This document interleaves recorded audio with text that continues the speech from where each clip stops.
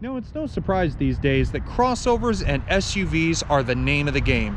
It seems every single day someone somewhere is buying a new crossover or a new sport utility vehicle. And quite honestly, they all seem to do the same thing. A lot of them look the same, a lot of them do the same things. Heck, even some of them even sound the same.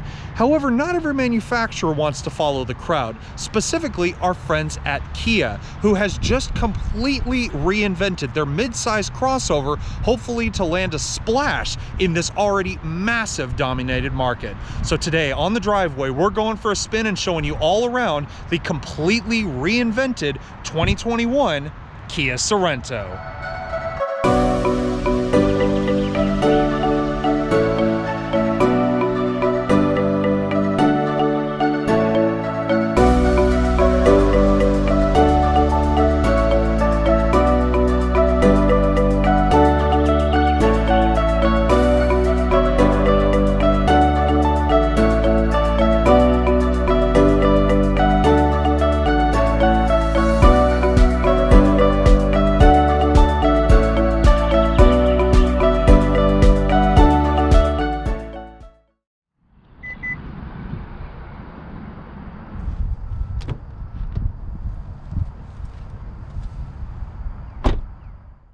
All right, ladies and gentlemen, so welcome to the all-new 2021 Kia Sorento. More specifically, a fully loaded SX Prestige X-Line. Now, we'll talk about what this trim means and all that it includes a little bit later, but I wanted to start with what matters most with Kia products, and that is the fact that Kia puts their vehicles at such a definitive price point in every single automotive segment they get into, and this Sorento certainly proves the point.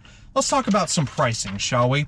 Now, again, being fully loaded, it's not going to be cheap, but it is still a very, very premium price point. $42,590 is the starting MSRP, and on this exact example, everything you see in here is standard equipment. We only have a couple of little extras added on to this particular vehicle, that being $200 if you want the X-Line rust interior package in place of the normal black interior. If you want carpeted cargo or carpeted floor mats, that's $210, and then you have $115 for a carpeted cargo mat with seat back protection. Now you add all that up plus a $1,170 inland freight and handling fee, basically just fancy speak for destination and handling. And on this exact example here, it comes to $44,285, which to me is an incredible price point for as much as you get out of this middle-sized child of the Kia SUV line, and that still has space for up to 7 people. But does that mean that this thing now has the best experience of all the Kia SUVs? Well, let's hit the start button and let's get on the road.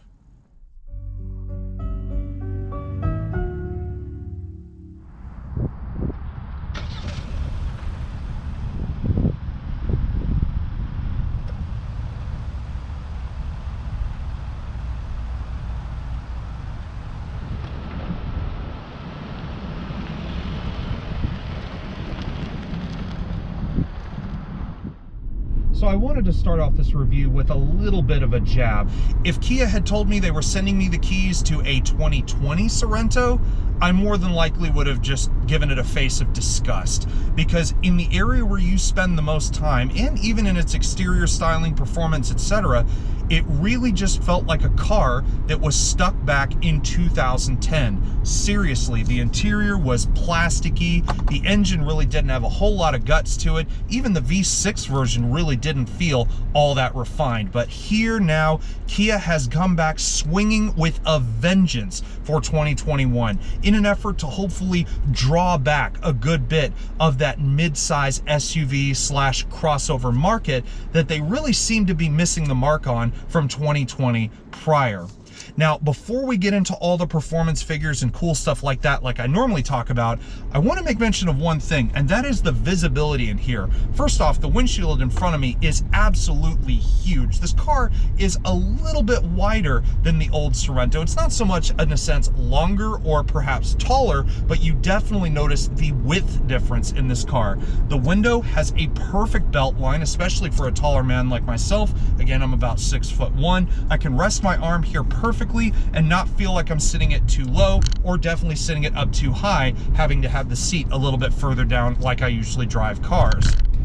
Now, depending on how you like your drive to be, the Sorento offers a couple of different flavors of engines. Now, the old car originally had either a 2.4 liter 4-cylinder engine or a 3.3 liter V6. But Kia said, nope, we don't want that big heavy 6-cylinder up front. You can do away with all that nonsense. And instead, you have a choice of two very nicely refined 4-cylinder powertrains. Now, in the base Sorento, like the LX, or even one step up in the Sorento S, you'll be getting the all-new 2.5 liter gasoline direct injected 4-cylinder engine with around 190 horsepower or so. However, if you like your mid-size crossover to have a bit more get up and go, this is the one you want. And it starts with the EX, the SX, the SX Prestige, and now the X line. Under the hood, we have a 2.5 liter turbocharged direct injected 4-cylinder engine, a new 8-speed wet clutch dual clutch automatic transmission, and a power output almost rivaling that of its original source, the new K5 GT. Now in the Sorento, it makes 281 horsepower, 311 foot-pounds of torque, and the MPG actually only drops slightly. You're talking 21 in the city and 28 miles per gallon when cruising on the highway. Now, in addition to its sporty sedan-derived powertrain, this new Sorento feels light years ahead of the old one in comparison to its road manners. The old one, 2020 and prior, just felt like I was driving a boat. It was big, it was somewhat wallowy, it really felt like I was driving what you would consider a typical 3-row crossover slash SUV. But this new one feels very much like the perfect bridge the gap vehicle between a mid-size 4-door sedan and a typical 3-row SUV. There's really not a whole lot of body roll in here. We've got McPherson strut front suspension, multi-link suspension out back, and I gotta tell you guys, I'm riding over some bumps right now, just cruising around the back roads of North Houston, and this thing feels so compliant. I really don't feel a whole lot of anything riding around on the road, even on the more harshest of surfaces, if you can call it that. Now, in addition to the great handling suspension, the wonderful electric power steering that heightens up when you want it to, but can be as lazy and laid back as you want it to as well, the road noise in here really just isn't that bad. I mean, it's there, but it's not exactly what I would call deafening. That is something that the old Sorento really made apparent when you were driving it. It felt like you had a constant jet engine roar, like you're riding on an airplane roaring away in your ears, and that's just something I can't get my head around when I'm driving my friends, my family, or even just myself and my girlfriend wherever we need to go. Now, I know the Sorento is not meant to put the sport in sport utility vehicle, nor is it meant to be a sporty vehicle of any kind. However, driving around this week, I've primarily been driving this car in eco mode. I've just been kind of lazily taking it back and forth to work and on a few trips here and there. But there is one thing I want to try, and that's the sport mode, because with 311 foot-pounds of torque, pushing around an SUV or crossover of this size, you would expect it to kind of wallow around a little bit or maybe fall flat on its face. But let's just see what that does. So I've put it in sport mode here. Find a little stretch of open road, and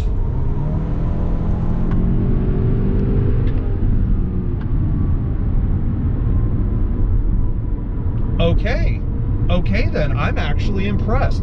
First of all, this thing feels way faster than a big old lazy 6-cylinder, and that 8-speed transmission is lightning fast. So now it's the end of the day, and let's put our money where our mouth is. Is this new 2021 Sorento the best 3-row mid-size crossover that you can buy? I'll be honest with you guys, Absolutely. I don't see why anybody would spend a little bit more money on a Telluride when they can get just as much value for money, if not more than that, out of this car. I mean, think about it, $44,000–$45,000 for a fully kitted out midsize 3-row is more than enough than you need to spend on a vehicle that's capable of doing pretty much everything. Now, the money factor may be one thing, and the driving experience is certainly another. But what about the looks? That's never been a strong suit for the Sorento, but I beg to differ with this new one. Want to see what I mean? Well, let's take a look at the inside and the out. Now, it goes without saying that as much as I love driving this new Sorento, I'll be honest, I love looking at it even more. This thing looks like something right out of a 21st century art book. And specifically, I am in love with the Sorento X-Line, and it starts with this car's specific exterior color. It is known as Aruba Green, and the X-Line is the only way that you can get the Sorento in this color. You want it on a regular SX or SX Prestige? Well, unfortunately, you're out of luck. Now, you just look at it from the front, and you see all these beautiful geometric shapes and angles. I mean, just look at these headlights, for example, these beautiful 3-beam full LED headlights. So we have the high and low beams all located within these 3 LED light pods. Of course, we have the LED daytime running lights going across the bottom. These also turn into your turn signals. You've got lashings of gloss black around things like the matte finished grille, of course, which also hides things like the forward facing camera. We do have a slightly different fascia on the X-Line, a little bit more aggressive and a little bit more different than your standard Sorento. Of course, we do have the front and rear park assist, so you can see the sensors lining the front bumper here. And then of course you have things like the LED fog lights down below, nice little silver strip across the bottom, kind of differentiating the X-Line just a little bit more. And then you also have sort of this squared off space that houses the sensors for things like the radar cruise control, and not to mention forward collision warning with pedestrian detection. Now, whereas a lot of other crossovers in the segment might have different wheel and tire combinations for every single trim level, the X-Line Sorento actually borrows these 20-inch wheels from the SX Prestige on which it's based. However, they have a little bit of a difference. The normal SX and SX Prestige will give you a gloss black finish. However, for the X-Line, they've matted out these wheels with almost kind of a bronze color. They're not so much a black or even a dark gray. They almost have a little bit of a bronze undertone to them, and it fits perfectly with the X-Line specific Aruba Green paintwork. Now, these are wrapped in 255/45 series Continental tires, and again, it just adds to the softness that this car is capable of out on the road. Now, although the Sorento is definitely smaller than something like Kia's Telluride, it is not a small crossover by any stretch of the imagination. Nose to tail, this car is 189.4 inches long, and thanks to the X-Line package, you will get an extra inch of ground clearance. So instead of 6.9 inches like your regular SX or SX Prestige, you now have 8.2 inches of ground clearance, thus giving it a little bit more of an off-road ready kind of feel. Now, as we walk up to the car, the first thing you'll notice is as the key's sitting in my pocket, the mirrors are power extending. They are full gloss black. We have the LED turn signal in the middle. Moving down below, just for a quick second, we do have the X-Line badges here on the fender, surrounded by, again, the same smoked matte gray finish, just like the wheels on this car. Normally on the SX or SX Prestige, these are gloss black, just like the mirrors. And speaking of the mirrors, you look underneath, you do have individual cameras underneath the mirrors here. Now, like I said before, this car does have a 360-degree around view monitor. However, you can actually activate these cameras individually, not only through the center infotainment display, but also when you put on your turn signal, they will activate on their own, showing you what is alongside your vehicle in conjunction with the blind spot monitoring and rear cross traffic alert. Now, before we talk about the advanced keyless access on this car, take a look at these roof rails as well. This is another specific feature of the X-Line. Normally on the SX or SX Prestige, they're a little bit more low profile. They're usually finished in bright silver and gloss black, but up here, again, more of that matte finish, just like the wheels and the X-Line badges. And as you can see, they sit up a good bit higher than the regular SX or SX Prestige. Now, I mentioned the keyless access. Here is the key to the car. As you can see, it's got remote start hidden here on the side, so all you have to do to activate that, you lock it, hit the button, and that's what remote starts the vehicle.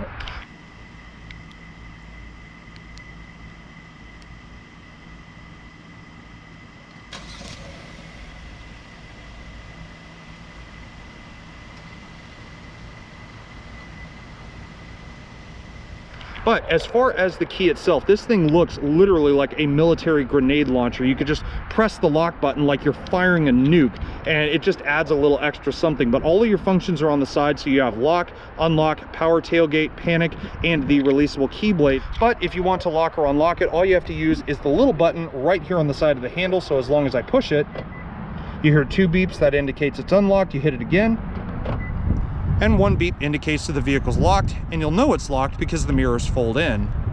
Now, as wild and modern as the Sorento looks up front, it looks even crazier when you get here to the back of it.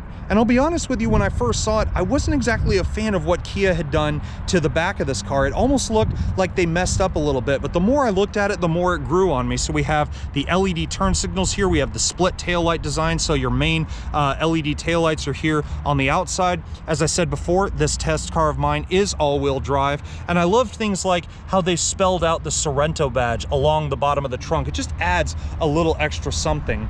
Now, aside from those X-Line badges, of course, you will be able to tell that this is based on the SX model, but one thing you won't be able to tell where it is the trunk latch, because instead of it being up here next to, say, the backup camera, no, you find just your license plate lights. You actually look underneath, and the trunk latch is located right underneath the E in Sorento.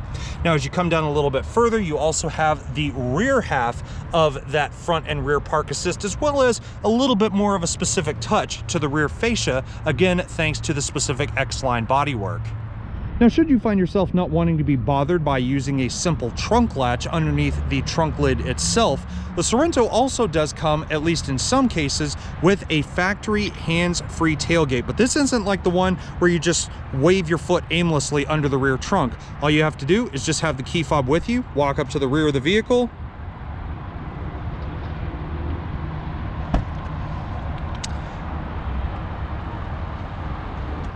Now, just like a lot of other 3-row crossovers in this category, when you open the trunk with the 3rd row of seats in place, you will notice there is not a whole lot of room back here. As a matter of fact, as you can see, my tripod pretty much takes up most of the space here just behind the 3rd row, and that's because it's only packing 12.6 cubic feet of cargo space behind the 3rd row seats. But if you pull this strap here and you actually pull it hard enough and fold these rear seats down, which you can do one-handed if you need to. Maybe you've got a child in your arm or your groceries in the other.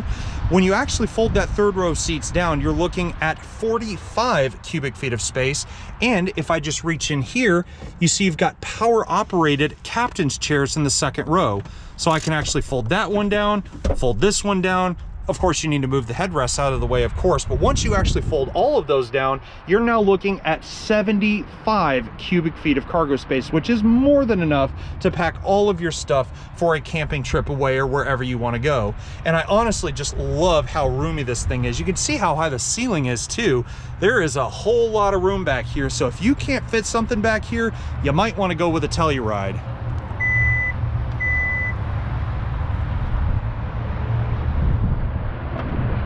Now, if there's really one area in the Sorento that truly has an undeniable wow factor over everything else that I've shown you so far, it is going to be the area where you spend the most time with this crossover.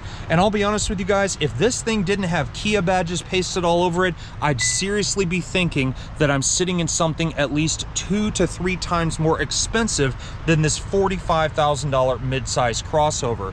Now, the SX Prestige does add things like the diamond quilting pattern here on the lower and upper bolsters. These seats are heated and ventilated for both sides, and of course, surprise, surprise, they are also power adjustable for both sides as well. You have power lumbar, you have the power distance control, you have the ability to raise up the front of the seat, as well as just your typical distance control as well.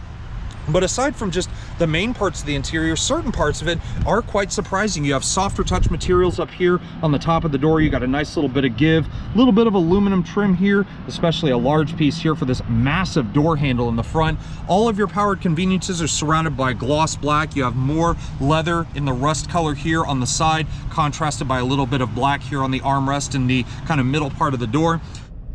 So once you finally sit yourself in the cockpit of the Sorento, you are immediately immersed in some of what I feel is Kia's best technology ever. I mean, you just look at the design in here, especially these massive screens here in front of you. The infotainment screen itself is 10.25 inches from corner to corner. The gauge cluster is even bigger. It's 12.3 inches from corner to corner. So now what I love is also here in front of the driver, not only do you have a leather trim steering wheel, as I would expect from a car like this, along with the paddle shifters that allow you to make the best use of that 8-speed dual clutch transmission.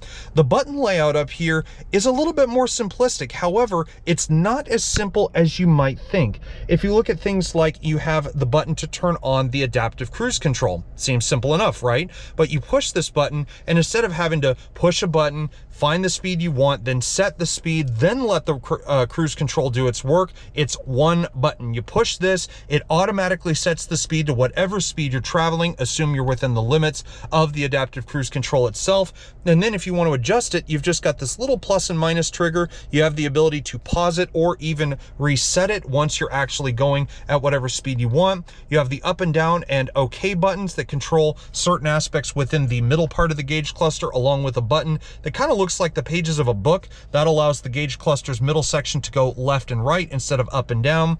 And then across the bottom, you have a couple of other fancified buttons. You have the one for the distance control for the adaptive cruise control. And then this with the little steering wheel on it is for the Sorento's lane following assist. And I'll be honest, combined with the adaptive cruise control and the lane departure warning system, I would not be surprised if this car could drive itself. And it sort of can, but it will remind you after about 30 seconds to put your hands back on the wheel. This car is not completely idiot proof, but it's very much close to idiot proof.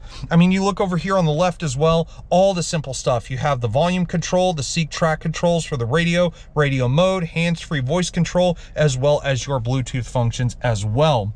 You also have a manual tilt and telescoping steering column down here. So just a simple lever, you just push it down, allows you to adjust the steering column as such. And then over here to the far left, instead of a giant bank of buttons with maybe a few blank ones mixed in, there's just 4 simple ones. You have the button for the traction control, one for the lane departure warning, this large one for the power tailgate operation, and then a smaller one with a plus and minus on it for instrumentation dimming.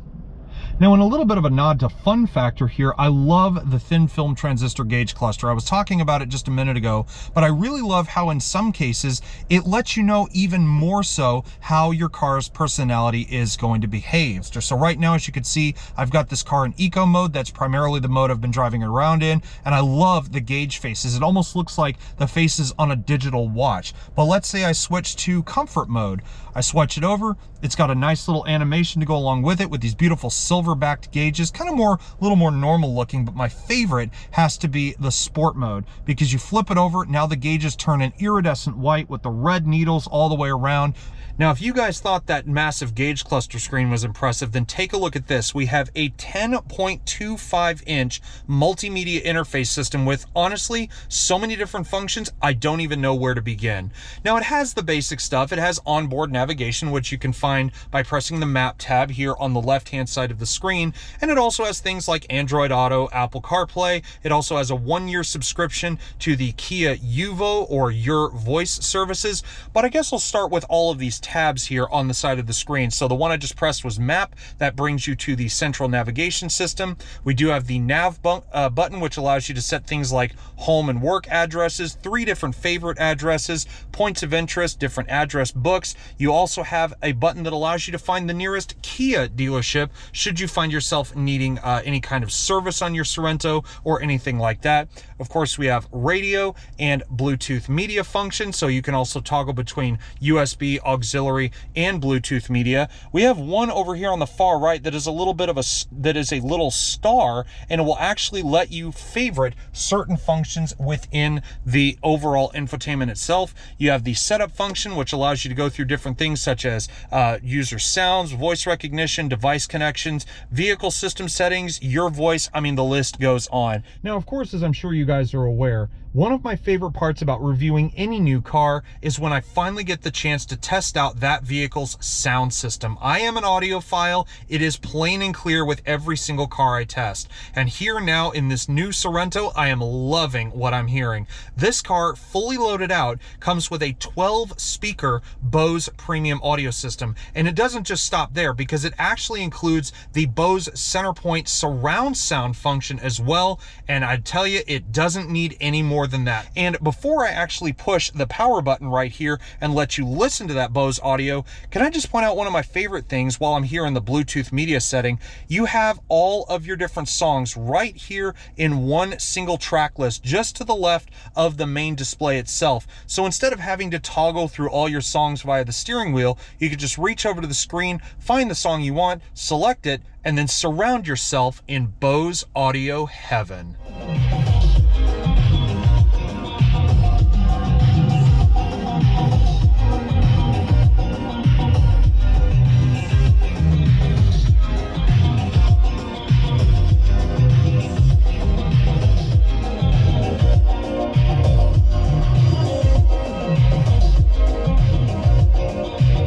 Now, assuming you've had your ears stuffed to the brim with your friend's EDM or dubstep or whatever, and you want to just kick back by yourself and just relax in the new Sorento, Kia has allowed you to do that as well. You just go up to this tab at the top, press Media Sources, and you can enjoy the sounds of nature.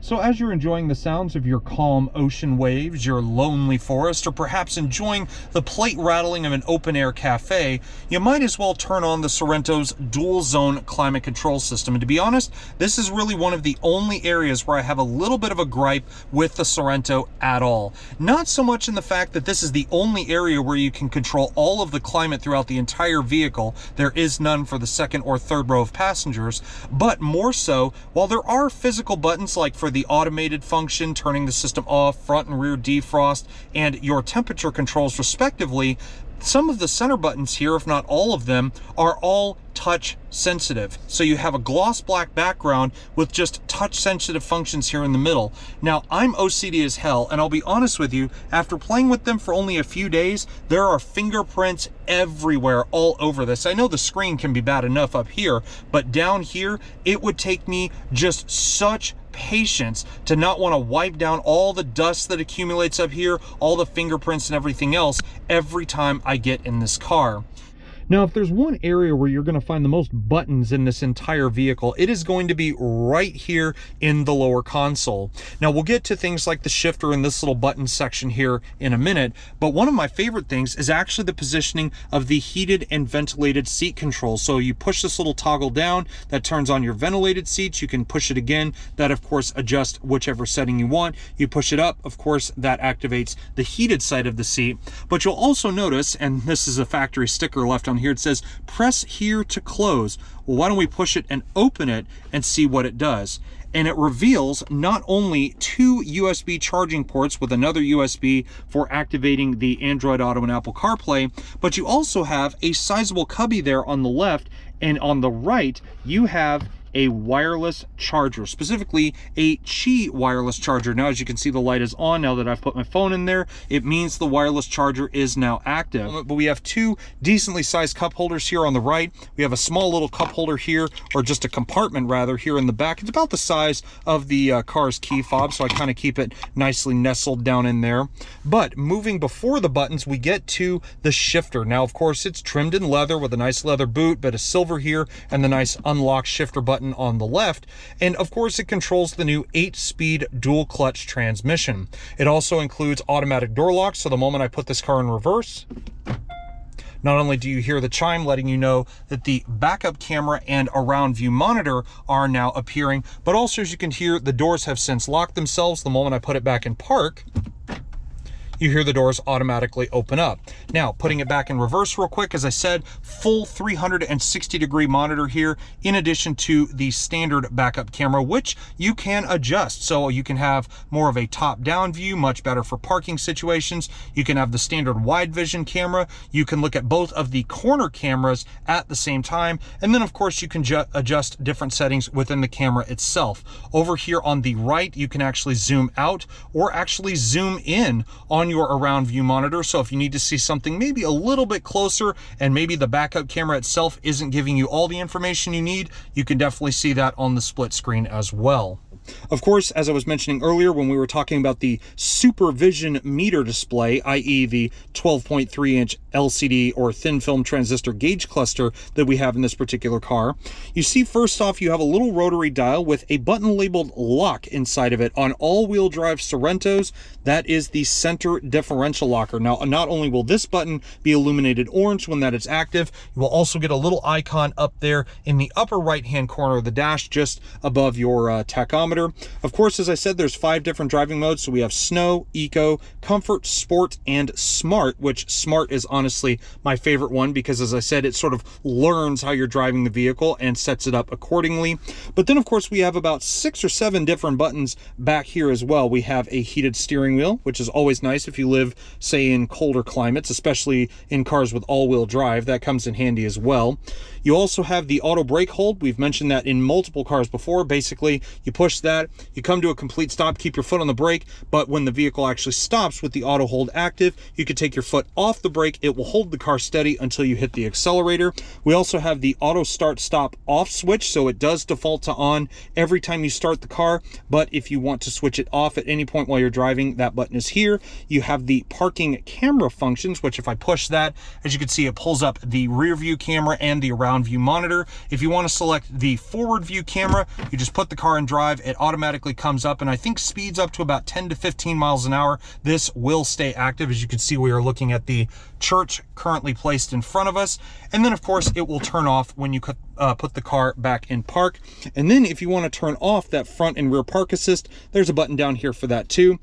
Now on the center console, of course, there is plenty of room underneath this leather bound cover that we have here.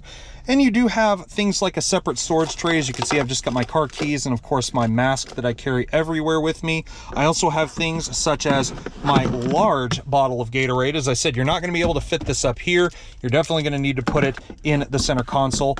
Perfect application for such a place. And then of course I also have a little bit of my camera gear in there, and you also have places where you can put things like maps up under here, but nobody really uses a map when you've got navigation in the center screen anyway, so that's kind of a pointless thing, but it's there if you need it. Now, of course, you can't talk about a fully loaded crossover like this without including a view of the full-size panoramic sunroof. This is standard on the X line and on the SX Prestige. But before we get to that, of course, you have your door lighting controls. You could turn on all the LED interior lights in here, which, by the way, the individual lights are touch responsive. So all you have to do is just touch this little circular area and they will illuminate themselves. Of course, you have all your Kia Your Voice control systems and connecting systems, but the main event is when you open that giant sunroof.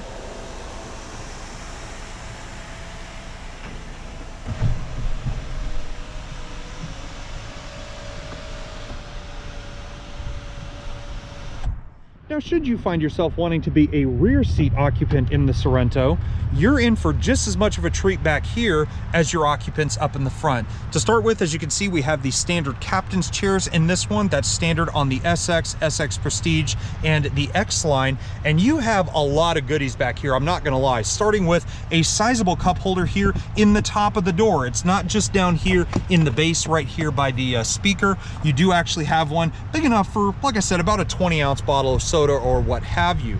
But aside from the fact you have armrests in the middle of the seats, which is always nice, I showed you a little party trick earlier when I was fiddling around in the back of this car, and that is the tilt and slide function. That's just a one-touch function for the second row of seats. Now, there's a button up here on the top, and there's also one down here on the bottom, and all I have to do is push either one, and suddenly the seat rockets forward, slides all the way up, and allows you access into the third row of seats, which only holds 2 people. But there's a problem.